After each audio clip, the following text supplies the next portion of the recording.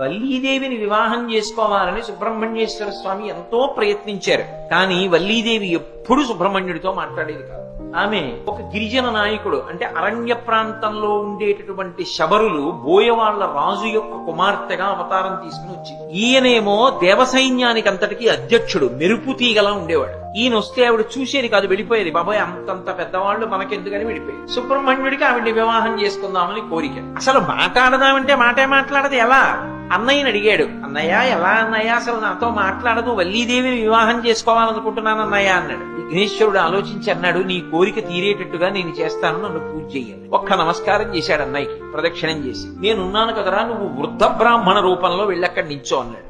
వెళ్లి వృద్ధ బ్రాహ్మణ రూపంలో నించున్నాడు సుబ్రహ్మణ్యేశ్వర స్వామి. వల్లీదేవి చెలికత్తెలతో ఉద్యానవనంలోకి వచ్చింది. వెంటనే విఘ్నేశ్వరుడు పెద్ద ఏనుగు రూపంలో వెళ్లి తొండమెత్తి పిచ్చెక్కిన ఏనుగు రూపంలో పెద్ద ఘీంకారం చేస్తూ పరుగులు తీశాడు.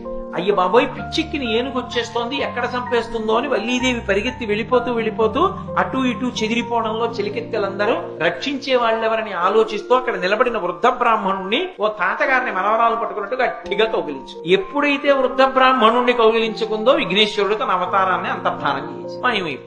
ఈవిడ ఏనుగు ఘీంకారం వినపట్టలేదని భయం తగ్గి కళ్ళు తెరిచి చూసేటప్పటికీ వృద్ధ బ్రాహ్మణుడు సుబ్రహ్మణ్యుడు అయిపోయాడు. ఆ తర్వాత వల్లీ కళ్యాణం, వల్లీ దేవసేన సమేత సుబ్రహ్మణ్యేశ్వర స్వామి వారు అయిపోయారు. ఇప్పుడు సుబ్రహ్మణ్యేశ్వర స్వామికి వల్లీ కళ్యాణంలో ఉపకారం చేసిన వాళ్ళు ఎవరు? విఘ్నేశ్వరుడే. చతుర్ముఖ బ్రహ్మగారు సృష్టి ప్రారంభం చేసే ముందు మొట్టమొదట ఎవరిని పూజ చేస్తారంటే విఘ్నేశ్వరుడిని. ఇంద్రాది దేవతలు ఎప్పుడైనా ఎక్కడైనా ఏదైనా దండయాత్ర చెయ్యాలంటే ఆదౌ పూజ్యో గణాధిప, మొట్టమొదటి పూజ ఎవరికి చేస్తారంటే విఘ్నేశ్వరుడికి.